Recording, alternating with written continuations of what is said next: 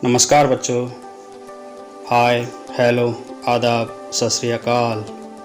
10वीं कक्षा के बच्चों कैसे हैं? परीक्षा के लिए तैयारी कर रहे हैं ना? शाबाश।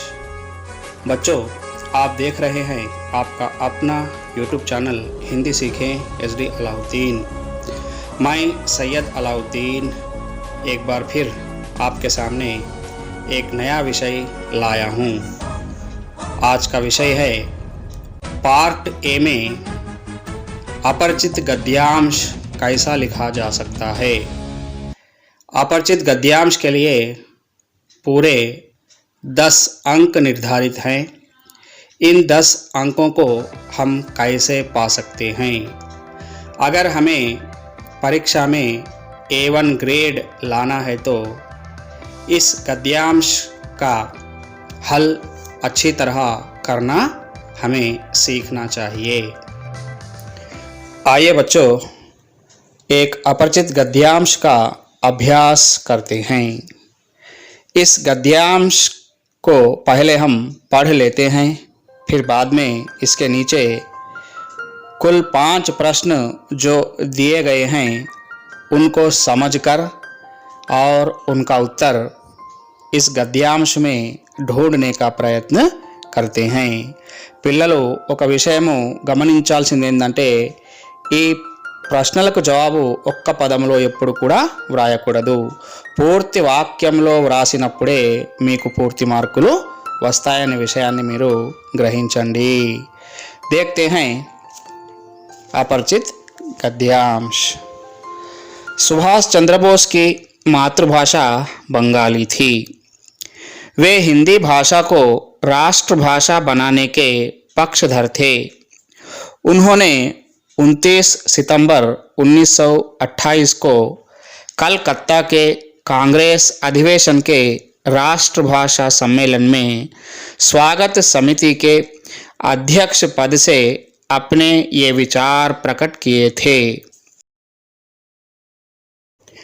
शायद हम में कुछ ऐसे लोग हैं जिन्हें इस बात का डर है कि हिंदी वाले हमारी मातृभाषाओं के स्थान पर हिंदी रखना चाहते हैं। यह निराधार भ्रम है। हिंदी का प्रचार केवल इसलिए है कि आजकल जो काम अंग्रेजी से लिया जाता है वह आगे चलकर हिंदी से लिया जाए। अपनी माता से बढ़कर मातृभाषा ज़्यादा प्यारी होती है। उसे हमें कदापि नहीं छोड़ना चाहिए, किंतु भारत के विभिन्न प्रांतों के भाइयों से संपर्क और बातचीत के लिए हिंदी या हिंदुस्तानी तो सीखनी ही चाहिए। పిల్లలు, అపరిచిత గద్యాన్ని చదివాం కదా, మరి ఇది మీకు అర్థమైందా? దీన్ని బాగా అర్థం చేసుకుంటే క్రింది ప్రశ్నలకు జవాబులు ఈజీగా వ్రాయవచ్చు. పిల్లలు, మీకు తెలుసా పరీక్షా సమయము 3 గంటల 15 నిమిషాలు ఉంటుంది హిందీకి. ఇందులో 15 నిమిషాలు ప్రశ్నాపత్రము చదివి అర్థం చేసుకోవడానికే ఉన్నాయి. కాబట్టి ప్రశ్నపత్రాన్ని 2-3 సార్లు బాగా చదివి అర్థం చేసుకోండి. ఆ తర్వాత ప్రశ్నలకు జవాబులు రాసే ప్రయత్నము చేయండి. ఇప్పుడు మనము ఈ గద్యం యొక్క అర్థం తెలుసుకునే ప్రయత్నం చేద్దాం మన భాషలో. చూడండి, ఈ గద్య సారాంశం ఏంటంటే, కలకత్తాలో జరిగిన ఒక కాంగ్రెస్ కాన్ఫరెన్స్లో సుభాష్ చంద్రబోస్ గారు హిందీ భాష గురించి చెప్పిన విషయాలే ఈ గద్యము.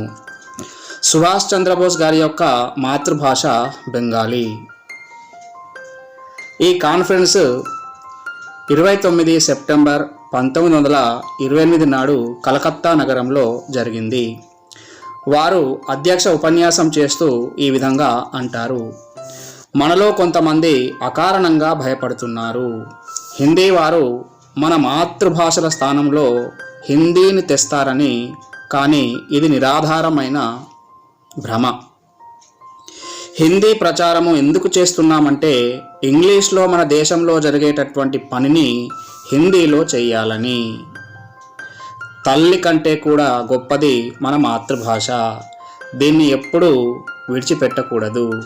కానీ భారతదేశంలో విభిన్న రాష్ట్రాల్లో నివసించే మన సోదరులతో మాట్లాడాలంటే హిందీ లేదా హిందుస్థానీని నేర్చుకుంటే బాగుంటుంది. తప్పకుండా భారతీయులమైనటువంటి మనము హిందీ భాషను నేర్చుకుంటే మనకు బాగా లాభం జరిగే అవకాశము ఉంటుంది.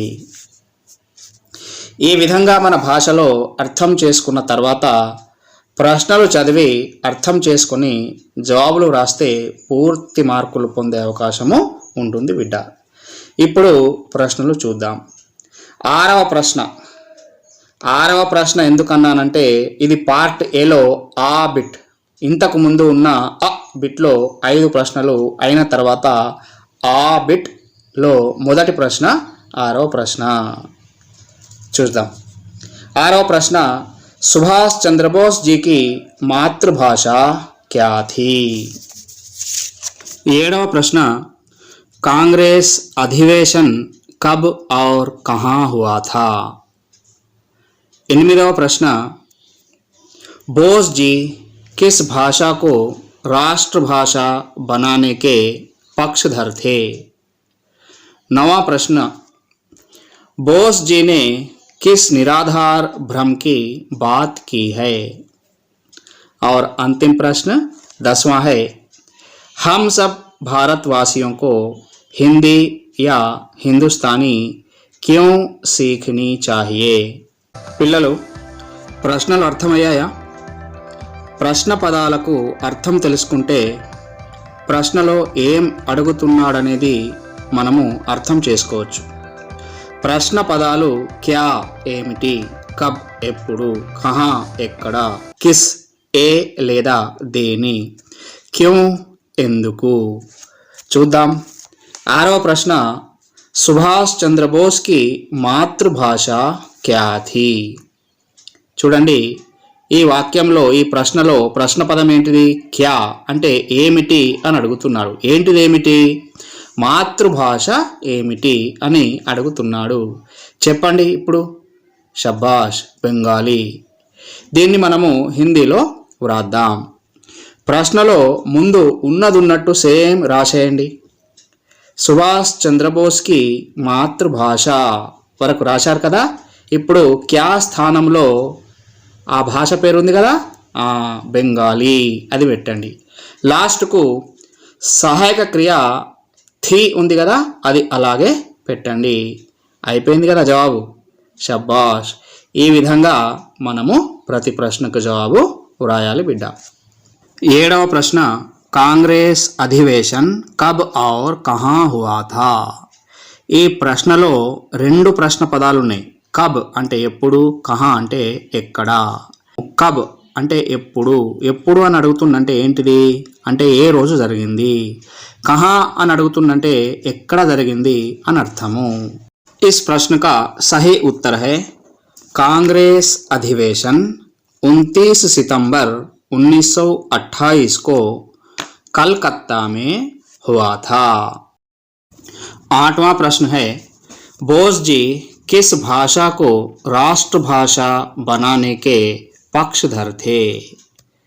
सोचिए, बताइए. हाँ, बोस जी हिंदी भाषा को राष्ट्रभाषा बनाने के पक्षधर थे। 9वां प्रश्न है बोस जी ने किस निराधार भ्रम की बात की है? सोचिए. बोस जी ने इस निराधार भ्रम की बात की है कि कुछ लोगों को इस बात का डर है कि हिंदी वाले हमारी मातृभाषाओं के स्थान पर हिंदी रखना चाहते हैं. यह एक निराधार भ्रम है. 10वां और अंतिम प्रश्न है हम सब भारतवासियों को हिंदी या हिंदुस्तानी क्यों सीखनी चाहिए? इसका उत्तर है हम सब भारतवासियों को भारत के विभिन्न प्रांतों के भाइयों से संपर्क और बातचीत करने के लिए हिंदी या हिंदुस्तानी सीखनी चाहिए। समझ गया ना बच्चों? శబ్బాష్ పిల్లలు, ఈ బిట్ను మీరు బాగా ప్రాక్టీస్ చేయండి, పూర్తి మార్కులు పొందే ప్రయత్నము చేయండి మరియు ఏ గ్రేడ్ తప్పకుండా పొందండి। बच्चों, इस वीडियो पार्ट को लाइक, सब्सक्राइब और अपने दोस्तों को शेयर ज़रूर कीजिए। मैं सैयद अलाउद्दीन एक नए विषय के साथ आपकी सेवा में बहुत जल्दी हाज़िर हो जाऊंगा। पाठ देखने, मेरे चैनल को सब्सक्राइब करने और अपने मित्रों को इस वीडियो को शेयर करने के लिए बहुत बहुत धन्यवाद। खुदा हाफिज़।